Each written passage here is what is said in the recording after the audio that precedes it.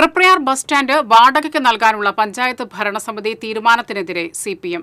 പുതിയ തീരുമാനം ബസ് യാത്രക്കാരെയും ജീവനക്കാരെയും പ്രതികൂലമായി ബാധിക്കുമെന്നും ആരോപണം. തൃപ്രയാർ ബസ് സ്റ്റാൻഡ് പുനർനിർമ്മാണത്തിനായി പൊളിച്ചിട്ട് മാസങ്ങളായെങ്കിലും ഇതുവരെയും നിർമ്മാണം തുടങ്ങിയിട്ടില്ല. ഇതിനിടയിലാണ് ബസ് സ്റ്റാൻഡ് വാടകയ്ക്ക് കൊടുക്കാൻ പഞ്ചായത്ത് ഭരണസമിതിയുടെ തീരുമാനം. നിരവധി ബസ്സുകൾ നിർത്തിയിടുന്ന സ്റ്റാൻഡിൽ പൊതുപരിപാടികൾക്കായി മാറ്റേണ്ടി വരുന്ന ബസ്സുകൾ നിർത്തിയിടാൻ അനുയോജ്യമായ മറ്റൊരു സ്ഥലം കണ്ടെത്താതെയുള്ള തീരുമാനം യാത്രക്കാർക്കും ബസ് തൊഴിലാളികൾക്കും ഗുരുതര പ്രതിസന്ധി ഉണ്ടാക്കുമെന്ന് CPM Nattika local committee secretary KB Hamsa പറഞ്ഞു. 8,80,00,000 രൂപയ്ക്ക് അതിൻ്റെ ബസ് സ്റ്റാൻഡ് ഷോപ്പിംഗ് കോംപ്ലക്സിന് പദ്ധതി അനുവദിച്ചിട്ടുള്ളതാണ്. നേരത്തെ 8 കോടി രൂപ അനുവദിക്കുകയും തുടർന്ന് എസ്റ്റിമേറ്റ് റിവൈസ് ചെയ്ത് 80,00,000 രൂപ അഡീഷണലായിട്ട് വേണ്ടി വന്നപ്പോൾ അതിനുവേണ്ടി AS-നും TS-നും സർക്കാരിലേക്ക് സമർപ്പിച്ച ഈ 80,00,000 രൂപയുടെ അനുമതി കിട്ടാനുള്ള താമസമാണ് ഇപ്പോൾ അതിൻ്റെ നിർമ്മാണ ഉദ്ഘാടനം ആരംഭിക്കാത്തത്. ബസ് സ്റ്റാൻഡ് ദിവസ വാടകയ്ക്ക് കൊടുക്കാൻ തീരുമാനിച്ചിരിക്കുകയാണ്.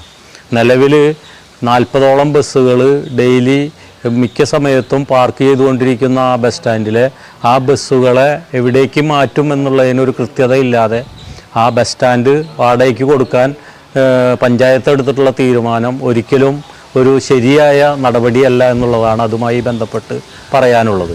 ബസ് സ്റ്റാൻഡ് നിർമ്മാണത്തിന് MLA മുഖേന പണം അനുവദിച്ചെങ്കിലും നിർമ്മാണ കമ്പനി കൂടുതൽ പണം ആവശ്യപ്പെട്ടത് നൽകാൻ ആവാത്തതിനാൽ നിർമ്മാണം തുടങ്ങാനായിട്ടില്ല.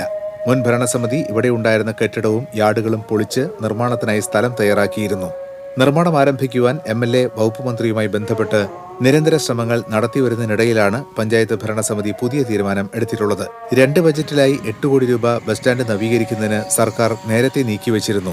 3.5 വർഷം മുൻപ് നിർമ്മാണം തുടങ്ങുമെന്നായിരുന്നു അറിയിച്ചിരുന്നത്. 1.5 വർഷം കൊണ്ട് പൂർത്തീകരിക്കുമെന്ന വാഗ്ദാനവും നൽകിയിരുന്നു.